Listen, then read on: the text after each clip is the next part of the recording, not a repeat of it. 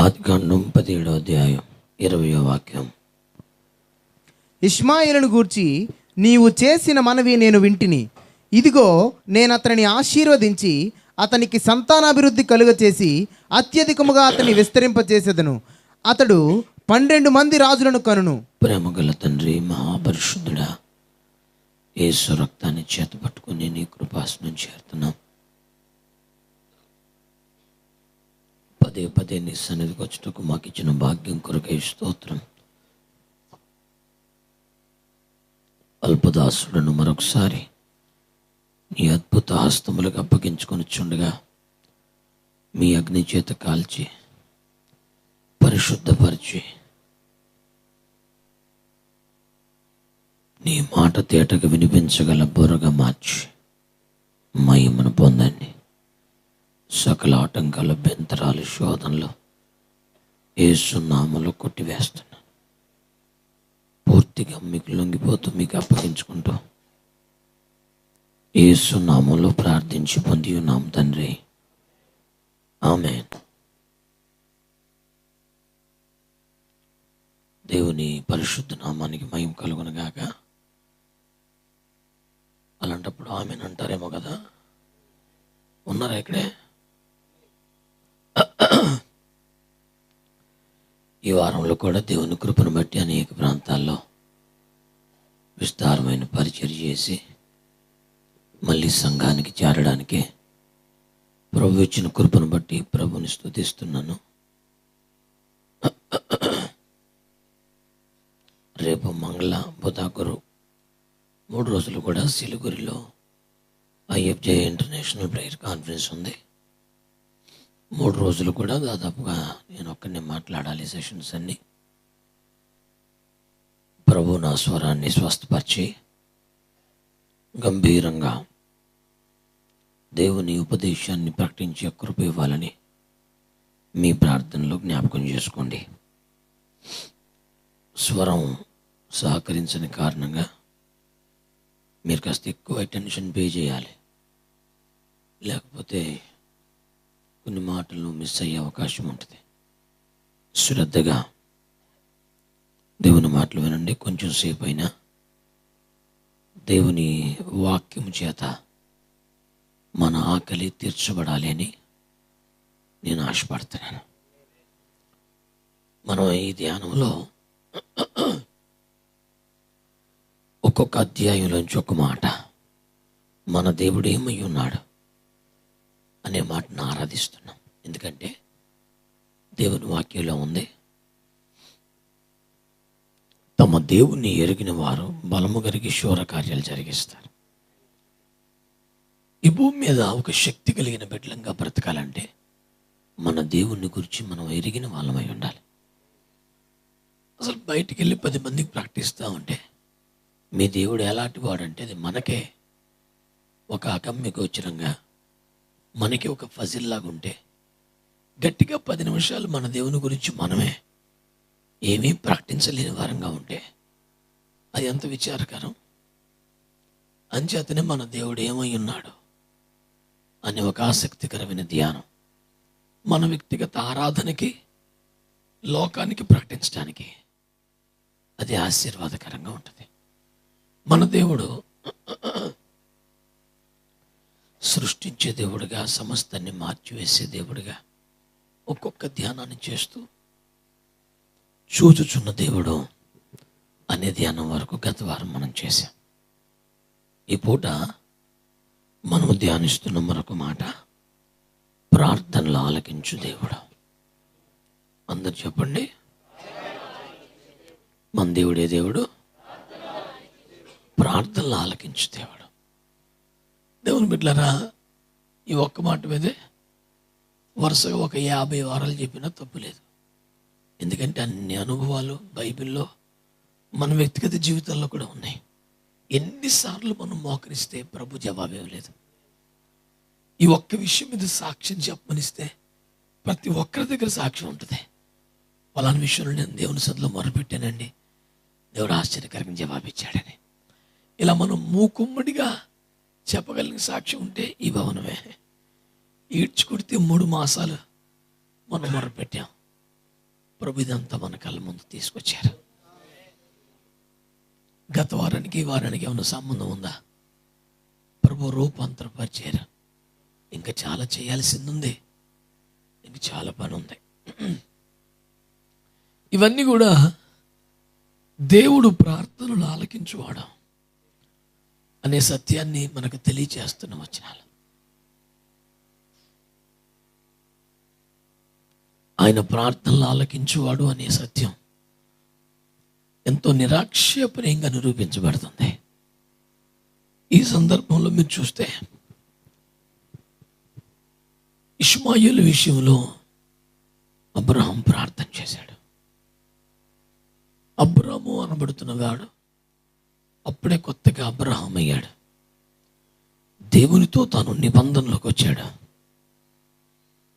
ఇష్మాయేలుని పంపించేయాల్సిన దేవుని చిత్తాన్ని అమలు చేయాల్సి వచ్చినప్పుడు దేవుని మాట కాదనే ధైర్యం లేదు. కుమారుల మీద ప్రేమను చంపుకునేంత వైరాగ్యం లేదు. ఆ రెండింటి మధ్య అల్లాడిపోతున్నాడు. ఇష్మాయేల్కి సెండ్ ఆఫ్ ఇస్తూ బాగా ఏడ్చి ప్రార్థన చేస్తాడు. లేక లేక పుట్టిన కొడుకు అల్లారు ముద్దుగా పెంచాలనుకున్నాను. మన భాషలో చెప్పాలంటే మంచి చదువు, మంచి భవిష్యత్తు వాడికి ఇవ్వాలనుకున్నాను. వాడికి ఒక సెక్యూర్డ్ లైఫ్ ఇవ్వాలని నేను ప్లాన్ చేసి పెట్టాను. కనీసం ఒక హాస్టల్లో కూడా వేయమని చెప్పకుండా మన పంపించే వదిలే అంటున్నావు సింపుల్గా. ఆ రోజుల్లో ఎక్కడ వదిలిపెట్టాలి? ఒక అడివేగా. చేతిలో నేను కన్న కొడుకుని అడవిలో వదిలేయాలి. ఇప్పుడు నేను నా తప్పే, నా బుద్ధిహీనతే, నా స్వచ్ఛతమే. నీ వాగ్దానం కాదు, నీ ఆజ్ఞ కాదు, నీ నడిపింపు కాదు. నీ వద్ద సెలవడగాల్సింది, నీ నిర్ణయం తీసుకోవాల్సింది, నీ వాగ్దానాన్ని చేపట్టాల్సింది నా బుద్ధిహీనతే. కానీ దాని ఫలితం ఇంత బాధగా ఉంటుందని నేను తట్టుకోలేకపోతున్నాను. ఇది అన్యాయం అనలేకపోతున్నాను. నేను వదలను అనే ధైర్యం చేయలేకపోతున్నాను. వాడిని వదిలేసి హాయిగా నిద్రపోలేకపోతున్నాను. ఇన్ని మాటలు ఎందుకు చెప్తున్నాను తెలుసా? చాలాసార్లు మన నిర్ణయాల వల్ల వచ్చే కష్టాలు, మనం అనవసరంగా చేసిన పొరపాట్ల వల్ల వచ్చి పడిపోయిన శ్రమలు, వాటి నుంచి బయటపడడానికి మనం పడే తంటాలు చాలా ఇబ్బందికరంగా ఉంటాయి. ఏంటంటే ప్రాబ్లం ఏంటి, ఏమైంది అంటే చెప్పలేము. ఆ నిర్ణయం, దాని పర్యవసానం మన గుండె లోతుల్లో గాయం చేస్తుంటే అడిగిన వారికి చెప్పినప్పుడల్లా గాయం రేగుతూ ఉంటుంది. చెప్పలేం కూడా. చాలా కుమిలిపోతున్నాడు. నా కుమారుడికి మంచి భవిష్యత్తు ఇవ్వాలనుకున్నాను, వాడి పక్షంగా ప్రయాసపడాలనుకున్నాను, వాడి కోసం ఎన్నో చేద్దాం అనుకున్నాను. నువ్వు వదిలేయబట్టున్నావు, ఇంకేం చేయలేకపోతున్నాను. కనుక చిన్న ప్రార్థన అయితే చేస్తాను. అయ్యా, వాడు ఎక్కడుంటాడో, ఎక్కడ పెరుగుతాడో, అసలు బతుకుతాడో, ఏమవుతాడో కూడా తెలియదు, కానీ వాడు ఎక్కడున్నా నీ సన్నిధిలో ఉండాలయ్యా. నీ సన్నిధిలో బ్రతికే కృపేవయ్యా. మన అంశం అది కాదు, కానీ పిల్లల కోసం తల్లిదండ్రులు చేయగలిగిన ప్రార్థనలో నాకు తెలిసి ఇంతకన్నా ఉత్తమమైన ప్రార్థన లేదు. ద బెస్ట్ పేరెంటల్ ప్రేయర్ అని చెప్పొచ్చు దీన్ని. నా బిడ్డలు ఎక్కడున్నా వారిని సన్నిధిలో బ్రతకాలయ్యా అని ప్రార్థన చేస్తాడే. ఆ ప్రార్థనకి కరిగిపోయినటువంటి దేవుడు, మీరు ఆలకించండి. ఇష్మాయేలు వాగ్దాన పుత్రుడు కాదు, దేవుని చిత్తంలో లేడు, దేవుని సంకల్పంలో లేడు. దేవుడు మనసుకు కష్టం కలిగించిన విషయం వాడిని పంపించాయి. మన దేవుని మనసు కూడా అదే. వాడిని ఒక్క క్షణములో వదిలించేయాల్సిన పరిస్థితిలో ఉండగా తన భక్తుడు తన మనసుకు సంతోషం కలిగించని, తన చిత్తంలో లేని ఒక వ్యక్తి కోసం ఏడుస్తుంటే ప్రభు అంటాడు, సర్లే, నీ ప్రార్థన విని నీ కోసమైనా నేను అన్ని దీవిస్తాను. ఇప్పుడు నేను ఒక మంచి మాట చెప్పనా? ఒకరి ప్రార్థన దేవుని ఏర్పాట్లో, సంకల్పంలో, నిబంధనలో లేని వారిని కూడా ఆశీర్వదిస్తే, దేవుని చిత్తములో, ఏర్పాట్లో, కృపలో పొందుకున్న మన బిడ్డలకి మన ప్రార్థన ఎందుకు ఆశీర్వాదకరంగా ఉండదండి? వాళ్ళ కోసం మనం ప్రార్థన చేస్తే ఎందుకు వ్యర్థం అవుద్ది? నువ్వు మంచి స్కూల్లో చేర్పించగలవు, కానీ దగ్గరుండి చదువు నేర్పగలవా? చిన్నప్పటి నుంచి మనం వినే మాటగా పరుపు కొనగలం కానీ నిద్ర కొనలేము, ఆహారం కొనగలం కానీ తృప్తి కొనలేము. ఇవన్నీ చిన్నప్పటి నుంచి మనం వినే మాటలేగా. నేను అంటున్నాను, మన బిడ్డల కొరకు ఏమైనా సిద్ధపరచగలవేమో మంచి తల్లిదండ్రులంగా. కానీ ఒక సర్వోత్తమ భవిష్యత్తుని మనం ఖాయంగా వాగ్దానం చేయగలమా? మన చేతిలో పని అది. ఇక్కడ అబ్రామ్ అంటాడు, అయ్యా నీ సన్నిధిలో బ్రతికితే చాలా, ఎవడేమైపోతాడో అంటే దేవుడు అంటాడు, ఈ విషయంలో నీ మనం ఆలకించాను. ఎంత అంటే అతను అడవిలో ఎడారిలో వదిలేస్తున్నావు కదా, ఆడు బ్రతుకుతాడో చస్తాడో కూడా నీకు తెలియదు కదా. ఈ పరిస్థితిలో అతడు ఒక ఇంటివాడు అవుతాడు.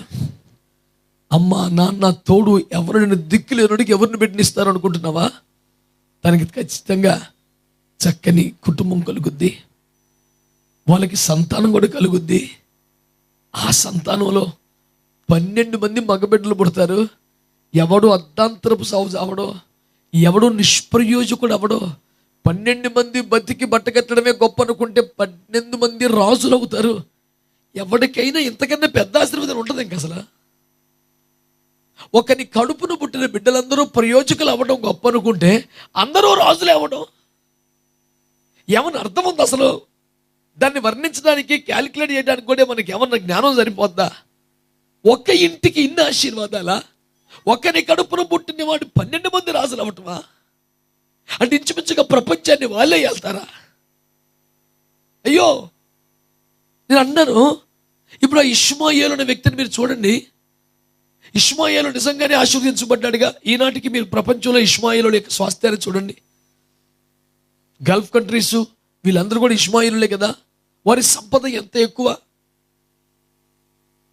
సర్వసత్తాక సైన్యాధికార రాజ్యమైనటువంటి అమెరికాను కొంచెం కూడా లెక్క చేయట్లేదే. ట్రంప్ ఎంత టెంపరితనంతో మాట్లాడి హడావుడి చేసినా కొంచెం కూడా పట్టించుకోవట్లేదే, అసలు లెక్క చేయట్లేదే. ఏంటంటారు? ఈ ప్రపంచంలో విమానాన్ని కూడా బంగారం పోతు పూసే దమ్ము ఎవరికైనా ఉందా? ఉంటే ఇష్మాయిల్కే ఉందిగా. మరీ టూ మచ్ అనకపోతే బాత్రూమ్ లెట్రిన్స్లో కమోడ్స్ కూడా, ట్యాప్స్ కూడా బంగారమే పూసుకునేవాడు ఎవడన్నా ఉన్నాడా? ఉంటే అతడేగా. అడ్డగోలు డబ్బు సంపద. సరదాగా సౌదీ అరేబియా నుంచి అమెరికాకి తన పెంపుడు గ్రద్దలను తీసుకెళ్ళాలనిపించిందంట. అవి 32, 52 ఉన్నాయి. ఒక ఫ్లైట్ మొత్తం బుక్ చేసి ఒక్కో సీట్లో ఒక గెద్దను కూర్చోబెట్టి తీసుకెళ్ళాడు.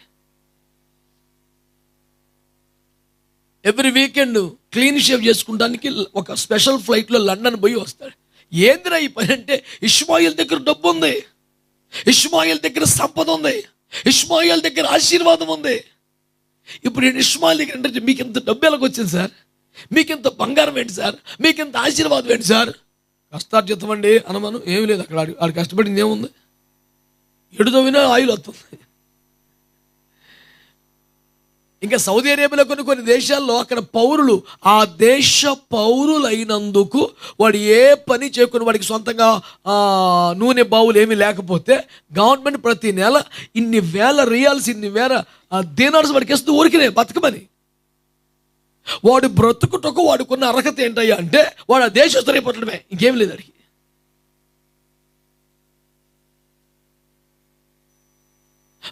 ప్రపంచంలో అత్యంత ఖరీదైన కార్లన్నీ ఎవరికైనా ఉంటే వాళ్ళ దగ్గర ఉన్నాయి. ఇలా చెప్పుకుంటూ మొదలు పెడితే మనకు వలిసిపోవాలేక.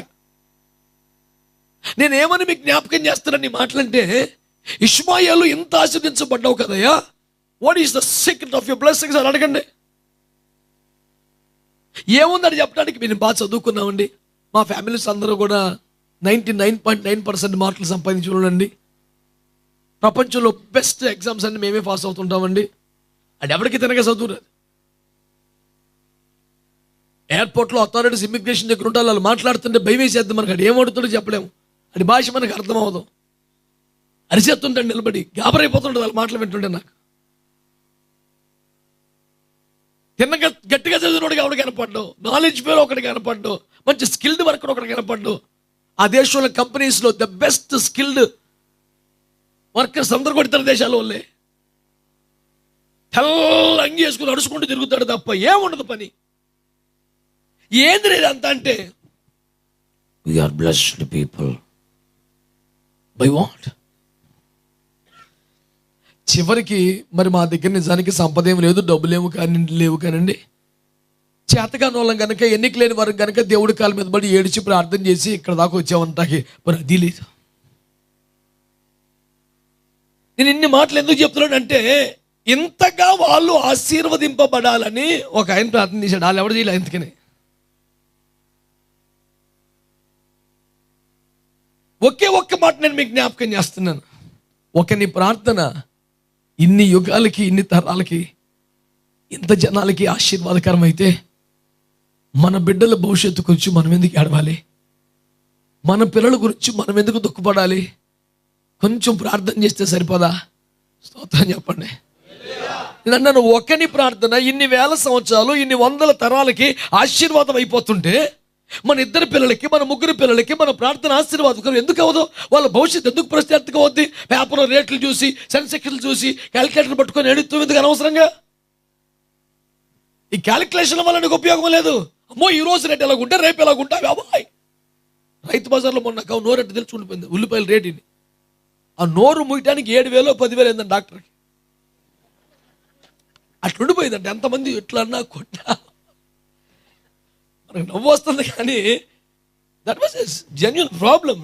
హాస్పిటల్కి వెళ్తే ఏదో చేసి మొత్తానికి ఒక పూట పట్టిందంట నోరు మళ్ళీ దగ్గరికి రావడానికి. ఈ రేట్లు అంత పని చేసినాయండి. రేపు పొద్దున ఎట్లుంటుంది పరిస్థితి? నా బిడ్డలను చదివించగలనా? పెళ్లి చేయగలనా? వాళ్ళకు ఇల్లు కట్టివ్వగలనా? ఎన్ని బాధలండి. నేను అన్నాను, ఇన్ని సమస్యలకి ఒక అద్భుతమైన పరిష్కారం పేరు ప్రార్థన. ఈ విషయంలో నీ ప్రార్థన ఆలకించదని అంటే, ఆ ఒక్క మాటకు వచ్చిన ఫలితం ఏంటంటే, ఇన్ని వేల సంవత్సరాలు ఉత్తిన బతికేస్తున్నారు బ్యాచ్ అంతా. స్తోత్రం చెప్పండి.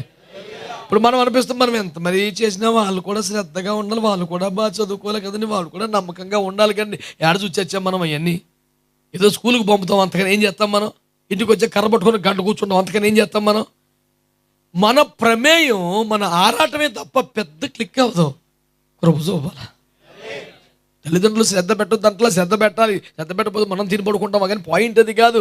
శ్రద్ధ పెట్టడం వల్ల పూర్తిగా వర్కౌట్ అనుకుంటే అది అమాయకం అంటున్నాను కాదా?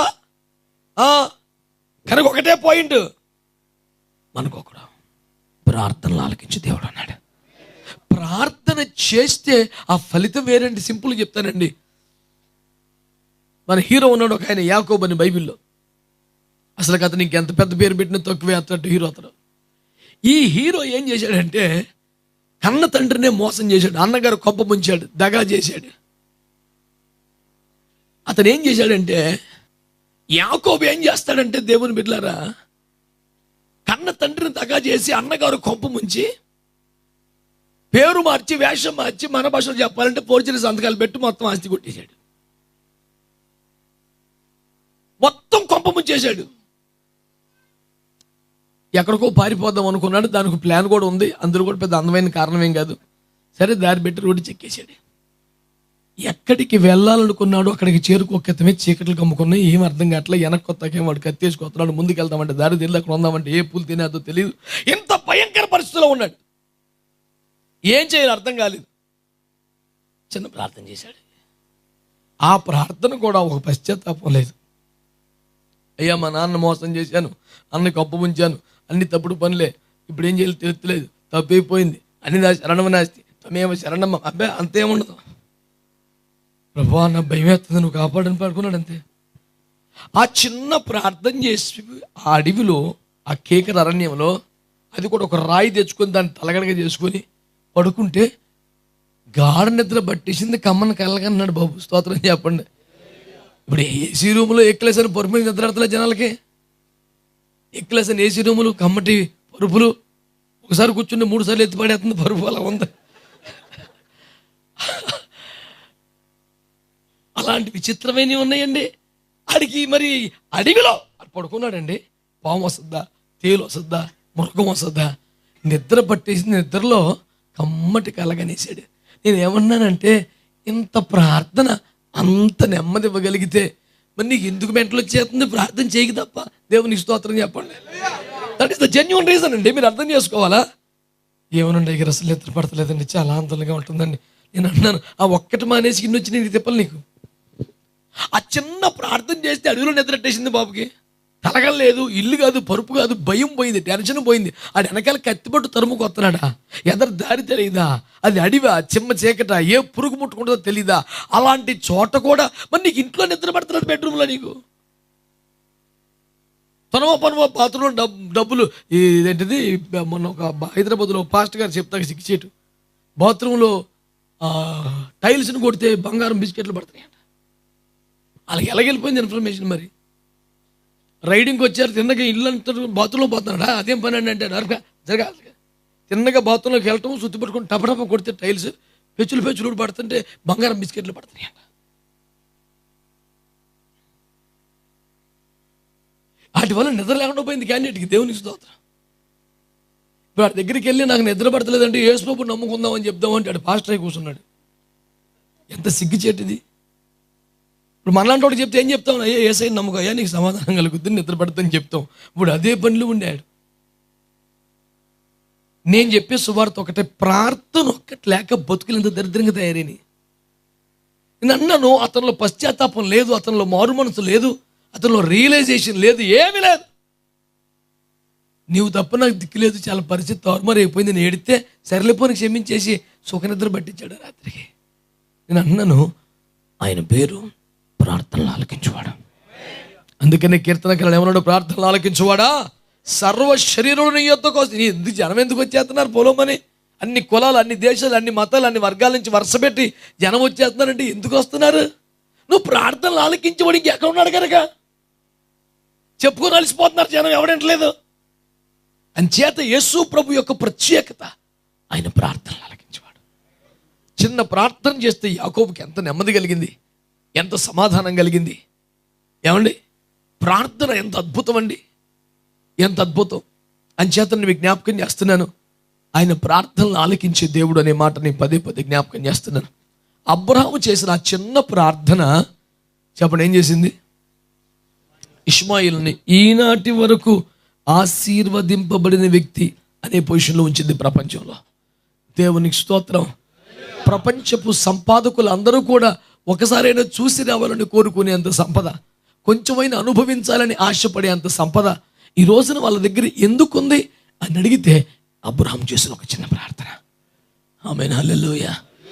నేను నా బిడ్డల కొరకు చేసే ప్రార్థన వారి జీవితాలకి, తరాలకి అంత ఖచ్చితంగా ఉండిపోతుంది అనే విశ్వాసాన్ని మీరు సంపాదించుకోవాలి. వాళ్ళ కొరకు మీరు చేసే ప్రార్థన వ్యర్థం కాదు అనే సన్నివేశాన్ని నేను మరలా మీకు జ్ఞాపకం చేస్తాను. చూడండి, ఒక వచనం చదవండి, ఆదికాండము 35:18 చదవండి. ఆమె మృతి పొందెను, ప్రాణము పోవుచుండగా ఆమె అతని పేరు బెనోని అనెను. అతని తండ్రి అతనికి బెన్యామీను అని పేరు పెట్టెను. అట్లు రాహేలు మృతి పొంది బెన్యామీను అని పేరు పెట్టాడు యాకోబుని. మీరు అక్కడ చూస్తారు. ఆ సన్నివేశం మీకు తెలియంది కాదు, బైబిల్తో మీకున్న పరిచయాన్ని బట్టి ఎప్పటి నుంచో మీరు ఎరిగిన విచ్చుటే నన్ను చూస్తూ వింటే అక్కడ విషయం ఏమిటంటే, దేవుని బిడ్డలారా, యాకోబు అతిగా ప్రేమించిన తన భార్యకు రాహేలు అతనికి మరో కుమారుణ్ణి కొంటున్న సన్నివేశం. అది భయంకరమైనటువంటి యాతను అనుభవిస్తూ ఆ ప్రసవ వేదనలో తాను చనిపోతున్నట్లుగా తనకు అర్థమైపోయింది. దగ్గర నిలిచిన స్త్రీలకు, మంత్రసాలులకు తెలియచేస్తూ వాడి పేరు బెనోని అని పెట్టండి అని చచ్చిపోయింది. ఏ లోపము లేని ఆరోగ్యవంతమైన మగబిడ్డ పుట్టాడు, కానీ తల్లి చనిపోయింది. ఆ పసిగుడ్డుని చేతిలో పట్టుకొని ఆ గుడారము ఎదుట సమాచారం కొరకు ఆతృతగా ఎదురు చూస్తున్న యాకోబు దగ్గరికి తీసుకొచ్చారు. ఎక్సైటెడ్గా యాకోబు ఉన్నాడు, అయ్యా ఏ లోపములని మగబిడ్డను దేవుడు మీకు మరలా ఇచ్చాడు అని చెప్పి యాకోబు చేతిలో పెట్టారు. కానీ వారి ముఖములో ఓ దుఃఖం, కన్నీరుని గమనించాడు. ఏమైందంటే, నీవు అతిగా ప్రేమించిన నీ భార్య చనిపోయింది, అయ్యో అంటూ కృంగిపోతున్న వేళ ఆరు చెప్పిన ఇంకొక మాట, చనిపోతూ ఈ బాబుకి బెనోని అని పేరు పెట్టింది. బెనోని అన్న పదం హెబ్రీ భాష మనకు తెలియదు కాబట్టి మనకు కొత్తగా ఉంది, కానీ వాళ్ళందరికీ తెలుసు కనుక అయ్యో అంటూ వాళ్ళు బాధపడ్డారు. దానికి అర్థం దుఃఖపుత్రుడని, వేదన పుత్రుడని అర్థం. ఏ తల్లి అయినా బిడ్డకి అలాంటి పేరు పెడుతుందా? వాస్తవ పరిస్థితులు ఉంటే కూడా పెట్టడానికి ఇష్టపడదా? ఇక ఆ పేరు పెట్టాల్సి వచ్చిందంటే అతడి దుఃఖం ఎవడో తీర్చలేనిదని, అతని దశ దిశ ఎవడో మార్చలేదని, ఇక బతుకంతే ఆశ పెట్టుకోవడానికి కూడా ఇంకేమీ లేదు అని దాని అర్థం కదా. అంత దారుణంగా ఇతడు దుఃఖపుత్రుడు అని పేరు పెట్టి ఆ తల్లి చనిపోతే యాకోబు ఆ పసిగుడ్డును చేతులు పట్టుకొని దేవుని వైపు చేతులెత్తి ఆ బిడ్డను తండ్రి వైపు ఎత్తిపెట్టయ్యా, వీడి తల్లి వీడికి బెనోని అని పేరు పెట్టింది. దుఃఖపుత్రుడు నిజమే, పుడుతూనే తల్లిని కోల్పోవడం దుఃఖం కాదా? ఒక్క క్షణమైన తల్లి పొత్తిలో ఆడుకునే సౌభాగ్యం పొందకపోవడం దుఃఖం కాదా? ఒక్క చుక్కని తల్లి పాలు దాగే అదృష్టం లేకపోవడం దుఃఖం కాదా? తల్లిని కోల్పోవడం దుఃఖం అయితే వీడిని పెంచడం మాకు దుఃఖం. ఇప్పుడు తల్లి స్థానం ఎవరు భర్తీ చేయలేరు. ఏ ఆయని పెట్టినా ఏ తల్లిని పెట్టినా తల్లి స్థానం అయితే రాదు కదా. అందరికీ దుఃఖమే, వాడికి దుఃఖమే. పైగా లోకం ఎలా మాట్లాడొచ్చు? వీడు నష్టజాతకుడురా, పుడుతూనే తల్లి చచ్చిపోయింది, వీడు మంచోడు కాదు. లోకస్తులు ఎంత ఈజీగా మాట్లాడతారు కదా. ఆ కుటుంబం అసలే ఎంత దుఃఖంలో ఉంటే వీళ్ళు ఈజీగా మాట్లాడేస్తారు. ఈ మాట మాట్లాడితే వాళ్ళు హర్ట్ అవుతారేమో అన్న ఫీలింగే లేదు. భూమి మీద చాలా మంది ఉన్నారంటే దుర్మార్గమైన వ్యక్తులు, ఏదో మాట్లాడేస్తారు అంతే. నేను మాట్లాడి ఈ మాట వల్ల ఆ బిడ్డకి ఏమన్నా మనసు గాయమవుద్దేమో అని కొంచెం కూడా స్పృహ లేకుండా, ఏమండి అడ్డగోలుగా మాట్లాడే మనుషులను చూస్తే పిచ్చుకోపం అనిపిస్తుంది చాలాసార్లు. అరే అంత ఈజీగా ఎట్లా మాట్లాడుతున్నా, ఎలా హర్ట్ అవుతారు కదా, ఇలాగ ఫీలింగే లేదు.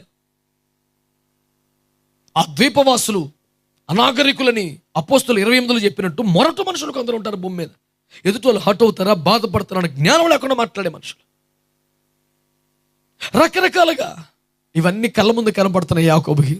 నా కొడుకు దుఃఖాన్ని ఎవరు తీర్చగలరు? మిగతా 11 మందికి తల్లి ప్రేమ తెలుసు. ఇంటిలో ఆడుతా పడతా ఎదిగారు. వీడు మాత్రమే అమ్మ లేని వాడుగా పెరగాలి. స్కూల్లో రేపొద్దున ఏమంటారు, ఆడుకుంటే ఏమంటారు, ఆడితే ఆడుకోబాక, నెత్తిని సెన్నుంది ఆడికి, ఆడు పుడతమే తల్లిని మింగేశాడు దుర్మార్గుడు, వద్దో దూరం వెళ్ళండి అని చెప్తుంటాడు. ఏమైపోవాలి? వాడు ఎంత ఏడ్చుకుని ఇంటికి వస్తే వాడికి ఏం సమాధానం చెప్పాలా? ఇవన్నీ కళ్ళ ముందు కనపడుతున్నాయి యాకోబుకి. వద్దు ప్రభా, ఈ పేరు వద్దు, పేరు కరెక్టే, బ్రతుకు కరెక్టే, కన్ను మార్చాలి అంటూ వీన్ని బెన్యామీనుగా చెయ్యయ్యా అంటే అర్థం ఏంటి? కుడి చేతు పుత్రుడు అంటే నా కొడుకుని నీ కుడి చేత్తో పట్టుకోయ్యా, నీ కుడి చేతి బిడ్డగా చేసుకోయ్యా. Let him be your right hands. నీ చేతిలో కుడి చేతిలో పెట్టుకో అయ్యా. ఆ ప్రార్థనలో మతలబు చెప్పనా? నీ కుడి చేతిలో నిత్యము సుఖములు కలవని వాక్యం చెబుతుంది. నీ కుడి చేతి పుత్రుడిగా చేసుకో అంటే ఎల్లప్పుడూ సుఖములు కలిగిన, అసలు దుఃఖమే లేని నీ కుడి చేతులను పెట్టుకుంటే వీడికి ఎప్పుడూ సుఖమే కలగాలి. జీవితంలో ఎవరికైనా ఎప్పుడూ సుఖమే ఉంటుందండి. 15 రోజులు వెన్నెల, 15 రోజులు చీకటి కదా, కష్ట సుఖాలు కావలి కొండలు కదా, ఎత్తు పొలాలు ఉంటాయి కదా, మెరకలు పల్లాలు ఉంటాయి కదా, అందరికీ ఉంటాయి. వీడికి మాత్రం అసలు ఫలం రాకూడదు, వీడికి మాత్రం అసలు కరువు రాకూడదు, వీడికి మాత్రం ఇబ్బంది రాకూడదు, వీడికి ఎప్పుడు పుష్కలంగా హ్యాపీగా ఉండాలి, సుఖం తప్ప వీడికి దుఃఖం రాకూడదు. అంత వన్ సైడెడ్గా ప్రార్థన చేస్తే అబ్బాయి అని అనలా దేవుడు. యాకోబు ఒక తండ్రి ప్రార్థన దేవుడు కనికరించాడు. వీడు ఎప్పుడుకి నీ కుడి చేతిలో ఉండాలి అంటే సర్లే, ఆయన పేరే ఆమెననే వాడు. స్తోత్రం చెప్పండి. నేను అంటాను, మనం పడే తిప్పలు ప్రార్థన చేయగానే చేస్తే అది ఎందుకుంటుంది అసలు? ఓ రాత్రి అంతా ఆలోచించేస్తున్నాం, వీడితో మాట్లాడతాం, వాడికి కౌంటర్ చేస్తాం, ఇన్ని చేస్తాం కానీ ప్రార్థన చేయం కదా. అందుకని దరిద్రం వల్ల ఉండిపోతాయి. ఇవన్నీ మానేసి ఓ రాత్రి అంతా ఏడు చేస్తే కూడా వేరు. స్తోత్రం చెప్పండి. మనకి ఇప్పుడు ఏం చేద్దాం? ఎవరితో మాట్లాడదాం? ఫోన్ అంతా ఎతికేస్తాం. ఎవడు మన నెత్తి నిండా ఇన్ని ఐడియాలు వస్తాయి కానీ సరే ఎందుకు ఫోన్ ఆపేద్దాం, ప్రార్థన చేద్దాం అనిపించదు. అందుకనే ఫోన్ హీట్ ఎక్కిపోయినట్టు మనం కూడా హీట్ ఎక్కిపోతుంటాం. ఏమవుతుంది? లైఫ్ తగ్గిపోతుంది. దేవునికి స్తోత్రం. దాన్ని ఆపి అవతల పడేసి ఒక రాత్రి మోకాలను పడి ఎడితే ఆ బతుకు ఎట్లుంటుందండి? నీ కుడి చేతి పుత్రుడుగా పట్టుకో ప్రభా, నీ కుడి చేతి బిడ్డగా చేసుకో, ఇతడు దుఃఖ పుత్రుడు కాకూడదు, నీ కుడి చేతి పుత్రుడు అవ్వాలి అని ఏడ్చి ప్రార్థన చేస్తే ఆమేన్ అన్నాడు అంతే యేసు ప్రభు. మీరు అనరా మరి? దేవునికి స్తోత్రం కలుగునుగా. అంతే ఆమె సేవపడి యేసయ్య కుడి చేతి పుత్రుడు అయిపోయి ఇక చూడాడు పంట పండింది. పంట మామూలుగా పంటలు అవన్నీ చెప్తానికి మీకు తెలుసు, నేను చదవక్కర్లేదు. ఒక్కొక్క వచనం.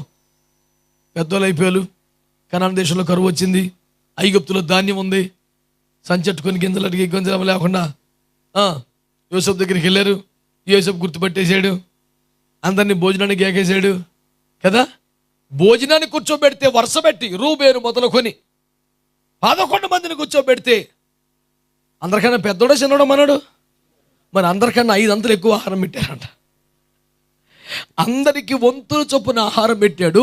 బెన్యామీను వంతు మిగతా వారికన్నా 5 వంతులు ఎక్కువ. అంటే తన పెద్దనే కన్నా మంచి నడిపోడు కన్నా వీళ్ళందరికన్నా 5 రెట్లు ఎక్కువ తినేస్తాడా? ఎక్కువ తినేస్తాడన్నది పాయింట్ కాదు, తినగలిగిన దానికంటే ఎక్కువే ఆహారం ఇస్తున్నాడు దేవుడు. స్తోత్రం చెప్పట్లేదు మీరు? ఇప్పుడు ఎవడన్నా జీతగాడు ఒక ₹1,00,000 చేస్తాడు, ₹1,00,000 ఉంది సార్, మా ఫ్యామిలీకి 20,000 సరిపోతాయి అంటాడు. రాజుగారు అంటారండి? అసలు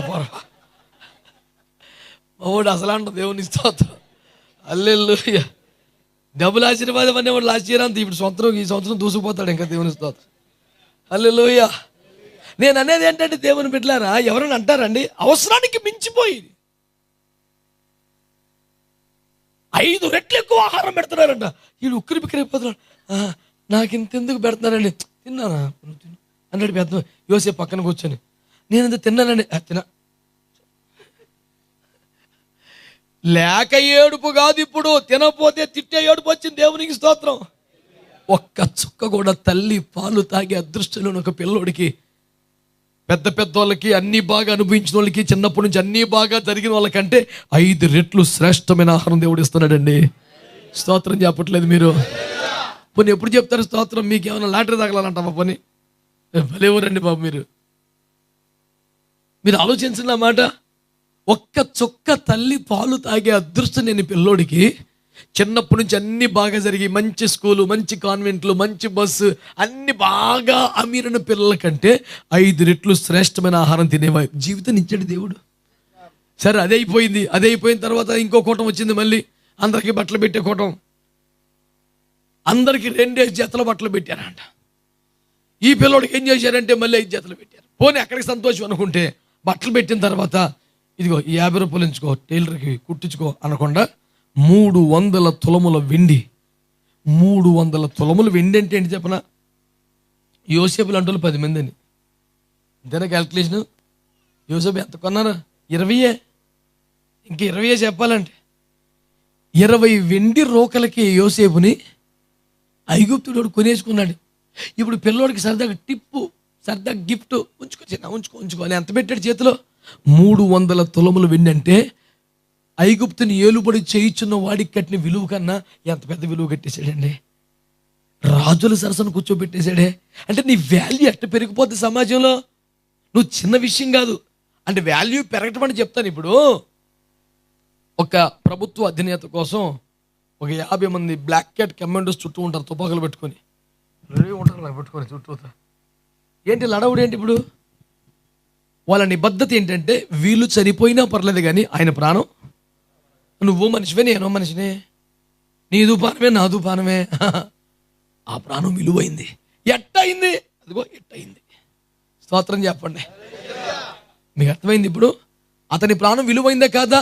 ఇతడు సాధారణ పౌడైతే, ఇతడు బాధ్యత గలవాడైతే, ఇతడు కాపాడవలసిన వాడైతే, అతడు కాపాడబడవలసిన వాడు. నువ్వేంటయ్యా? నువ్వు మాలాంటి మనిషివే కదా. దేశం చేతిలో పెట్టావు, మాలాంటి మనిషి అయితే ఎందుకు పెట్టావు? మరి నువ్వు సంతకం పెట్టుకుంటే కొత్త నోట్స్ కొనుక్కొని అన్ని పేజీలు పెట్టుకుంటూ కూర్చోటమే, సంతకానికి గుర్తులేదు. ఆయన సంతకం పెడితే చరిత్ర మారిపోతుంది. దేవుని స్తోత్రం. మనిషి విలువ ఉందా లేదండి? ఇప్పుడు ఇన్కమ్ సర్టిఫికేట్, క్యాష్ సర్టిఫికేట్, ఏదో ఎంఆర్ఓ ఒక్క సంతకం లేకపోతే ఆ కాగితం మనం అలాంటి బాబులో కాగితాలు రాసేయచ్చు. అంతకన్నా ముద్దు మాటలు రాసేసి ఆ ఒక్క ఇలా అంటాడు అంతే. అది అర్థం అని గీత, దానికి ఎంత విలువ చట్టం అయిపోద్దండి కాగితం. లేకపోతే కాగితమే. విలువైన మనిషి కాదంటారా? నేను అనేది ఏమిటంటే, ఇతడు ఇప్పుడు బెన్యామీను సాధారణ మనుషుల కంటే అధికమైన విలువ కలిగిన వ్యక్తిగా ఎంచబడుతున్నాడు. ఓరు బాబు, నీకెంత వాల్యూ ఎలా పెరిగిపోయిందిరా? అదే సార్ నాకు అర్థం అవ్వట్లేదు. పెద్ద అయిన లోపల చెప్తున్నాడు, రే నీ కొరకు ఆ రోజు దేవుణ్ణి అడిగాను రా, నిన్ను కుడి చేతి పుత్రుడిగా చేసుకోమన్నాను రా, దేవుడు కనికరించాడయ్యా. ప్రార్థనలు ఆలకించు దేవుడు మన దేవుడు. చెప్పడం మన దేవుడు ఎవరో? నేను మరలా చెప్తున్నాను, ప్రార్థన చెయ్యికే నీ పరిస్థితి ఎలాగొందో ఒకసారి ప్రార్థించు చూడు. ఆయన పాదాల దగ్గర కూర్చొని చూడు, కన్నీరు కార్చి చూడు, మొర్ర పెట్టి చూడు, నీ సంగతి అంతా దేవునికి చెప్పుకొని ఒకసారి చూడు, పరిస్థితులు మారిపోతాయి. చిన్నప్పటి నుంచి అన్ని బాగా జరిగిన వారి కంటే శ్రేష్టమైన ఆహారం. ఆమేన్. విలువైన వ్యక్తుల ప్రాణం కంటే విలువైన ప్రాణంగా నీది ఎంచబడటం నువ్వు చూస్తావు దేశంలో. దేవునికి స్తోత్రం కలుగునుగా. అక్కడితో అయిపోలే సంబరం. నడిచిపోతా ఉంది. బెన్యామీను మొత్తానికి అన్నదమ్ముల నీడలో నాన్నగారి కనుసన్నల్లో బ్రతికి బట్టగట్టిన కాదు, బెన్యామీను చీల్చినట్టు తోడేలు అయి విజృంభించుచుండెను. ఇశ్రాయేలులో యోధావారు అన్న విభజన వచ్చి వాళ్ళకే వీళ్ళకే యుద్ధమే జరిగితే ఈ ఒక్క బెన్యామీనుడు ఇశ్రాయేల్ అందరూ కూడా చంపించాడు. ఇశ్రాయేలులందరూ ఒకవైపు, మనోడు ఒకవైపున యుద్ధం పెట్టాల్సి వస్తే ఈ ఒక్కడు కొట్టుకొచ్చాడు కదన్నయ్య. ఊరు బాబు నువ్వేంటి ఎలా చెలరైపోతున్నావు? అది ఏంటో సార్ నాకు అర్థం అవ్వట్లేదు. వెనకాల ఒక ఆయన చిన్న ప్రార్థన చేశాడు, కన్నీళ్లతో మనపెట్టాడు, అయ్యా విన్ని కుడి చేతి పుత్రుడిగా చేసుకో అయ్యా. మన ప్రార్థన వినే దేవుడు, నమ్మకంగా కార్యాలు చేసే దేవుడి గురించి నీకు అర్థమైతే మిన్ను విరిగి మీద పడిన నువ్వు చేసేది ఒకటే, దాని పేరు ప్రార్థన. పరిస్థితులు తారుమారైపోతున్నా, ప్రపంచం అంతా తేడా అయిపోతున్నా, నీకు తెలిసింది, నీకు వచ్చింది, నువ్వు చేసేది ఒకటే, దాని పేరు ప్రార్థన. మోకరించి ప్రభువా నీ చేతిలోకి తీసుకో అయ్యా, నీ కుడి చేతి పుత్రుడిగా మార్చుకో అయ్యా, ఈశ్వని నీ చేతిలోకి తీసుకో అయ్యా, ఈ బిడ్డ నీ చేతిలోకి తీసుకో అయ్యా, ఈ పరిస్థితిని చేతిలో తీసుకో. చాలా చేతిలోకి మ్యాటర్ వెళ్ళిపోతే వేరుగుంటుంది వ్యవహారం. ఆమేన్. ఎంత అద్భుతమైన దేవుడు అండి, ఎంత అద్భుతమైన దేవుడు అండి. సరే ఇలా జరిగిపోయింది, పెద్దోడు అయిపోయాడు, వీళ్ళందరూ ఐగుప్తుకి వెళ్ళిపోయారు, బానిసత్వం అయిపోయింది, బయటకు వచ్చేసారు.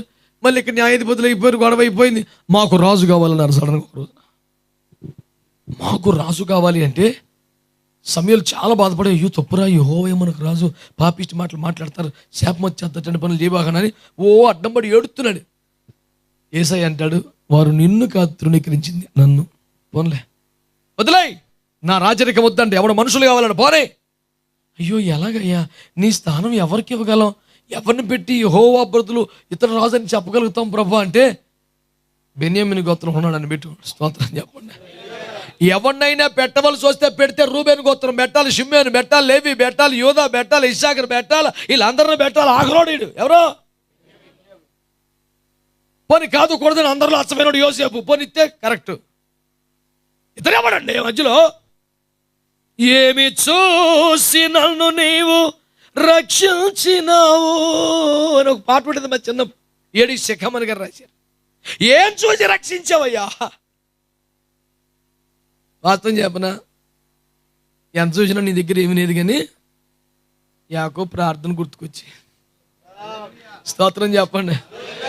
ఇప్పుడు చెప్పండి, ఈ ప్రార్థన ఆలకించబడిన ఈనాటి నీ కుడి చేతి పుత్రుడుగా ఉండాలి అంటే నీ కుడి చేతి రాజదండం ఉంటుంది, మా వాడి కింగ్ అవ్వాలని ఆ రోజు చేశాడుగా ప్రార్థన. సరే ఆమె అన్నాడుగా ఆయన. ఇప్పుడు చెప్పండి, యాకోబు ఉన్నాడు ఈ నెరవేరినప్పటికీ. ఎందుకని? ఈ ప్రార్థన జరిగిన తర్వాత చాలా సంవత్సరాలకి ఇశ్రాయేలీలు ఐగుప్తు దాసత్వానికి వెళ్ళారు. వెళ్ళాక 430 సంవత్సరాలు అక్కడ ఉన్నారు. ఓ 40 సంవత్సరాలు నడిచారు. అది అయ్యాక 300 సంవత్సరాలు న్యాయాధిపతులు ఏలుబడి చేశారు. అది అయ్యాక రాజుల పాయింట్ వచ్చింది, అంటే సుమారు 770 సంవత్సరాలు. ఏమండి మీ లెక్క ప్రకారం తప్పు రైట్? మరి 770 సంవత్సరాల తర్వాత మాకు రాజు కావాలంటే టక్కుమని ఫైల్ ఓపెన్ చేస్తే ఆడి పేరు కొట్టేస్తుంది పొలోమని. ఎవరి పేరు? బెన్యామీన్. బెన్యామీన్ బెన్యామీన్ అంటుంది. రే ఏంద్ర ఈ పేరు ఎట్టొస్తుందని చూస్తే పక్కన ఒక ఆయన ఎడుతున్నాడయ్యా, కొడుకు తల్లి లేనుడయ్యా, ఒక్క క్షణం కూడా వాడికి సుఖం లేదయ్యా, పాపం దుఃఖపుత్రుడయ్యా, నీ కుడి చేతితో పట్టుకోయ్యా, నీ కుడి చేతి బిడ్డగా చేసుకోయ్యా, రాజకుమారుడికి ఉండాలయ్యా అంటే సరే నాన్న అన్నాడు కదా.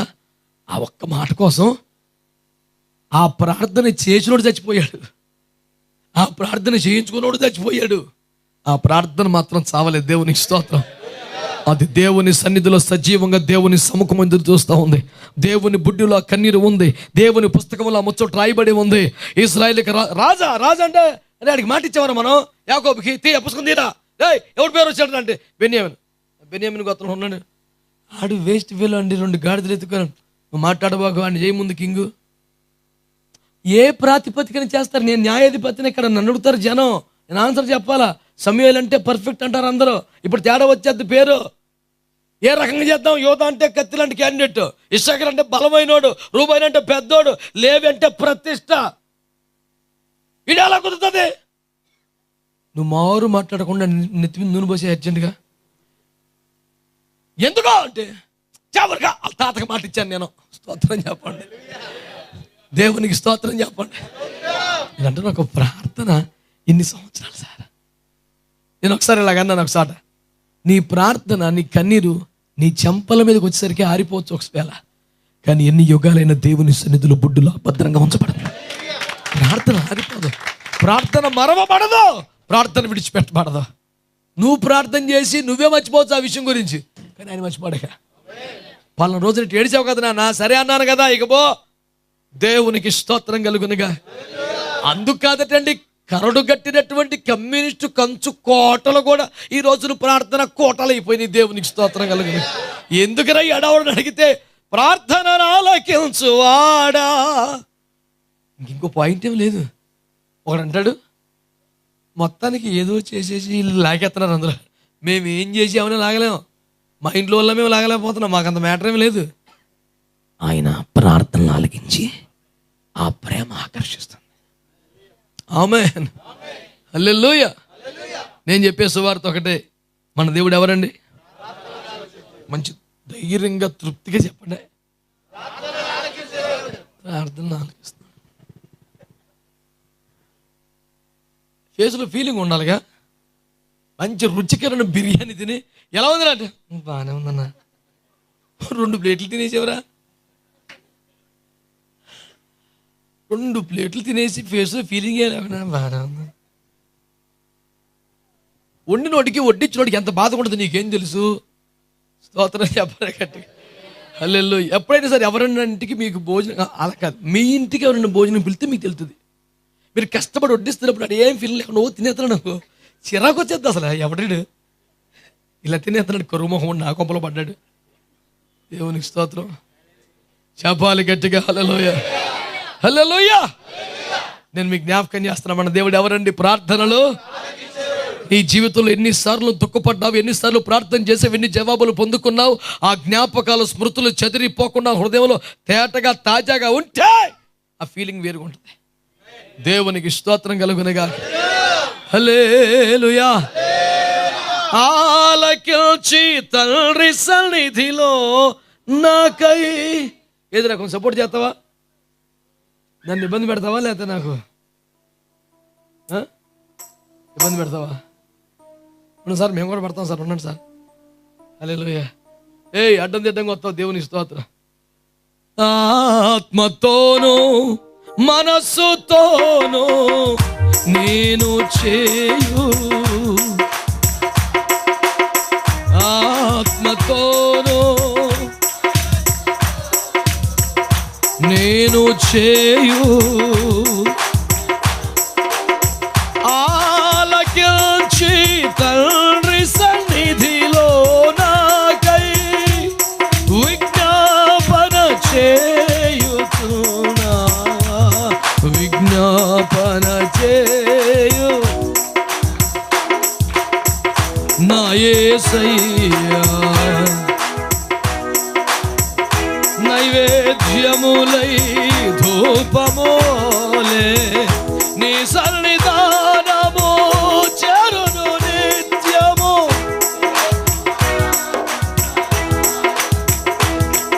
ఆమేన్, స్తోత్రం. నీ సన్నిధానము చేరును నిత్యము.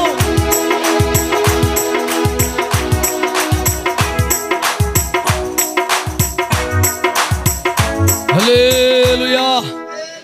అందరూ చెప్దామండి, హల్లెలూయా. ప్రార్థన కానీ చేయగలిగితే చెప్పండి, మన దేవుడు చెప్పాలి మంచిగా, ప్రార్థనలు ఆలకించే దేవుడు. 11 మంది శ్రేష్ఠులే ఉన్నా, చిన్నోడు అయినా, అందరికన్నా పెద్ద విషయమేమి లేనివాడైనా కొంచెం వీడిని కొంచెం చూడయ్యా అన్నందుకు ఆ 11 మంది కన్నా అన్నిట్లో టాప్ అయిపోయాడు. ఇజ్రాయెల్లో మొట్టమొదటి రాజు ఎవరు అంటే బెన్యామీను. సుమారు 127 సంస్థానములలో చెదిరి ఉన్న యూదులందరి మీదకి మరణశాసనం రాయబడగా వాళ్ళందరూ క్షేమముగా బ్రతుకున్నట్లు, నాన్ స్టాప్గా 60 రోజులు పండగ చేసుకుని అంత ఆశీర్వాదాన్ని పొందినట్లు, ఒకరికొకరు బహుమతులు ఇచ్చుకొని మురిసిపోయి అంత ఆనందం వచ్చినట్లు యూదులందరి సమాజంలో ఒక పండుగను తీసుకొచ్చి మరణశాసనం మార్చిన ఆ మహోన్నతమైన స్థాయి కలిగిన వ్యక్తి ఎవరు అని చూస్తే బెన్యామీను గోత్రికుడైన బెన్యామ్ మొర్దెకై. ఎంతమంది? ప్రధానమంత్రిని ఉరిదీయాల్సి వచ్చింది. ఇతని టాలెంట్ ఏంటి, ఇతనికి శక్తి ఏంటండి? ఒక బిల్లు వీగిపోతేనే సగం చచ్చినట్టు, లోక్సభలో పాస్ అవ్వకపోతేనే సగం చచ్చినట్టు, పెద్దల సభలో హౌస్ ఆఫ్ లార్డ్స్లో ఫెయిల్ అయితేనే బ్రిటన్లో పెద్ద అవమానం. అదేంటండి ఇక్కడ ఇంత చిత్రం, ఇంత విచిత్రం ఏంటండి? ఇతడు చేసిన చర్యల ఫలితముగా రాజుగారు కాపాడబట్టమే కాదు, దేశ ప్రజలపై ఒక వర్గంపై కుట్ర పన్ని ఆ వర్గాన్ని లేకుండా చేద్దామని ప్లాన్ చేసిన ప్రధానమంత్రి కుటుంబం 10 మంది నడి వీధిలో ప్రజలందరూ చూస్తుండగా ఉరి తీయబడ్డారు. ఏమన్నా మామూలు విషయమా? పదవిలో ఉన్న ప్రధానమంత్రి, అతని కుటుంబ సభ్యులు 10 మంది నడి రోడ్డు మీద ఎత్తైన చోట ఉరి తీయబడ్డం అంటే ఏమన్నా మామూలు విషయమా అండి? 127 సంస్థానంలో భూకంపం వచ్చిన దానికంటే ఎక్కువగా దద్దరిల్లిపోయే ఒక న్యూస్ వెళ్ళిపోయింది. అమ్మ బాబోయ్, వీళ్ళ దేవుడు సామాన్యుడు కాదు. ఎవరు సార్ దీన్ని వెనుకున్నారు? ఒక బెన్యామీనుడు. దేవునికి స్తోత్రం. నూతన నిబంధన యుగములో 13 పత్రికలు రాసి పెట్టి కొత్త నిబంధనలో సగం రాసి ఆది అపోస్తులలో అల్పుడుగా నేను అపోస్తులను అనిపించిన యోగ్యత లేదంటూ ప్రారంభించిన ప్రధాన అపోస్తులుగా ఎదిగి నేర్పర్యని శిల్పకారుని వలె సంఘ పునాదులు వేసినటువంటి మహోన్నతమైన స్థానానికి ఎదిగిన పౌలయ్య గారు నేను బెన్యామీనుడని సాక్ష్యం చెప్పుకున్నాడు. బిడ్డలారా, ఎక్కడ ఆదికాండం 35, ఎక్కడ ఫిలిప్పీ పత్రిక 3వ అధ్యాయం, అక్కడి నుంచి ఇక్కడ దాకా ఎవడరా టాప్ ర్యాంకర్ అంటే ఇటు చూసుకొచ్చిన బెన్యామీను గోత్రమే. బెన్యామీలారా మీకు ఎందుకురా ఎంత కలిసి వచ్చేసిందంటే మా తాత చేసిన ప్రార్థన చేసాడంటే. స్తోత్రం చెప్పండి. మన బిడ్డల కోసం మనం చేసే ప్రార్థన ఈ రోజుతో పోదండి, ఎన్ని తరాలకైనా నిలబడిపోయి ఆశీర్వాదం మన బిడ్డలకి ఇస్తుంది. మన బిడ్డల కోసం అందుకనే పిల్లల కొరకు ప్రార్థించని తల్లిదండ్రులే ద్రోహులని చెప్పొచ్చు, తప్పులేదు. ఒకవేళ దేవుని బిడ్డలు మేము మాకు బైబిల్ తెలుసు, వాక్యం తెలుసు అంటే ఇంకా మిగతా ప్రపంచం గురించి మాట్లాడే హక్కు మనకేం లేదు, ఎవరి చిత్తం వాళ్ళదే, దాని గొడవ ఏమి లేదు. తమ పిల్లల కొరకు ప్రార్థించే సోయి లేకుండా తిని పడుకునే వాళ్ళని ఏమన్నా తప్పే కదా, తప్పులేదు కదా. ఒక చిన్న ప్రార్థన ఎంత ఆశీర్వాదం అండి. ఇష్మాయేలు జీవితం ఎంత దీవెన, బెన్యామీను ఎంత బలపడిపోతున్నాడు. ప్రార్థనలో అంత గొప్పవండి, ప్రార్థనలు అంత గొప్పవి. దేవునికి స్తోత్రం కలుగునగా. ఆమేన్. హల్లెలూయా, హల్లెలూయా. నేను మీకు జ్ఞాపకం చేస్తున్న మాటలు ఇవే. దేవుని బిడ్డలారా, ప్రార్థన ఎంతటి కార్యాన్ని సాధిస్తుంది, ఎంతటి అద్భుతాన్ని చేస్తుంది. మరొక మాట నేను మీకు జ్ఞాపకం చేయాలి. ఏమండి, ఒక మంచి మాట జ్ఞాపకం చేస్తాను. యాకోబు పత్రిక 5వ అధ్యాయం 17లో ఏలియా మన వంటి స్వభావం కలిగిన మనుష్యుడే అయినను అతడు ఆసక్తి కలిగి ప్రార్థించగా ఆకాశాలు మూయబడ్డాయి, మరలా ఆకాశాలు తెరవబడ్డాయి. స్తోత్రం చెప్పండి. అతడేదో మానవాతీతమైన వ్యక్తి కాదు కదా, ఆకాశం ఊడిపడ్డవాడు కాదుగా, దేవతా స్వరూపుడు కాదు కదా, వింతైన వ్యవహారం ఏమి కాదుగా, ఊడిపడ్డవాడు కాదు, పైలోకం నుంచి మనలాంటి వాడే. ఏలియా మన వంటి స్వభావం కలిగిన మనుషుడే అయినా అతడు ప్రార్థన చేస్తే 3.5 సంవత్సరాలు ఆకాశం మూయబడిపోయింది అంతే, ఇంకా చుక్కలేదు. ఆకాశపు వర్షం కానీ మంచు కానీ. మళ్ళీ చిన్న ప్రార్థన, సర్లే ప్రభావాలు ఏడుస్తున్నారు కదా, ఒప్పుకున్నారు కదా, వదిలేయంటే మళ్ళీ వర్షం వచ్చేసింది. ఆ వర్షం కూడా ఎట్లా వచ్చింది తెలుసా? ఈ 3 సంవత్సరాలు కరువు తీరిపోయేలాగా వచ్చిందంట. గాడిద తలకాయ 80 రూపాయలంట. ఈ రోజులో ఉన్న కొంటాడకుండా ఆ రోజులో కొన్నారంటే ఎంత కరువు తీరిపోయి ఉంటుంది. గాడి తలకాయ ఎంత రేటా? 80 రూపాయల గాడి తలకాయ ఆ రోజుల్లో అంటే ఎంత భయంకరమైన కరువు అయి ఉండొచ్చు. అంత కరువైపోయిన కాలం. ఏలియా ప్రార్థనలు ఎంత ఆశీర్వాదకరం. నేను అంటున్నాను, కరువులు అందరి కాలాల్లో వచ్చాయి, కానీ ఏలియా ప్రార్థన చేసినప్పుడు రూపాయి ఒక్కటింటికి పరిస్థితులు మారిపోయినాయి. మోపైన వర్షం, సమృద్ధి ఆశీర్వాదం. దేవునికి స్తోత్రం చెప్పండి. నేను చెప్తున్న మాట గుర్తుపెట్టుకోండి. అది ఏలియా చేసిన ప్రార్థన, ఎలీషా చేసిన ప్రార్థన అయినా నేను చెప్పాలనుకున్నది ఒకటే, ఏలియానా ఎలీషానా ఇదే సంవత్సరం ఆ తారీఖు అదంతా నా గొడవ కాదు, ప్రార్థనకు వచ్చిన జవాబు. ఆమేన్, ఆమేన్. అందుకే నేను మీకు జ్ఞాపకం చేస్తున్నాను బిడ్డలారా, ప్రార్థన అద్భుతంగా పరిస్థితులన్నీ మార్చివేస్తుంది. హల్లెలూయా.